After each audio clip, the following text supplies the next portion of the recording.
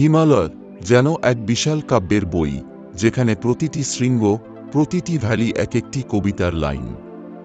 এর সৌন্দর্যের ভাণ্ডার এতটাই অপরিসীম যে এক জীবনে শেষ করা যায় না।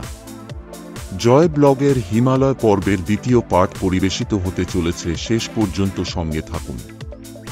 আজ আমরা পৌঁছে গেছি হিমালয়ের আরেক রূপে। এখানে আকাশ ছুঁয়ে দাঁড়িয়ে আছে বরফে ঢাকা শৃঙ্গ, যাদের দিকে তাকালে মনে হয় প্রকৃতি যেন নিজের স্বর্গীয় সৌন্দর্য উজাট করে দিয়েছে। ভ্যালির ভেতরে বয়ে যাচ্ছে স্ফটিক স্বচ্ছ নদী, যার ধ্বনি মিলিয়ে যায় দূরের ঝর্ণার শব্দের সাথে।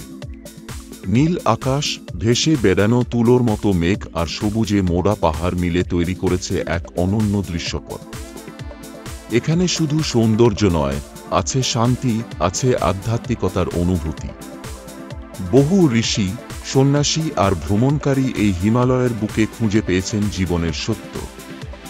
প্রকৃতির এই অনন্য ভাণ্ডার সত্যিই আমাদের শেখায় জীবন কত সুন্দর হতে পারে যদি আমরা তার সৌন্দর্যকে উপলব্ধি করি।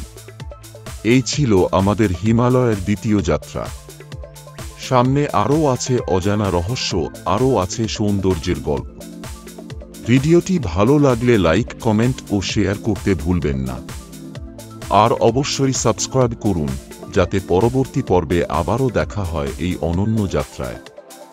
সাথে থাকুন জয় ব্লগ।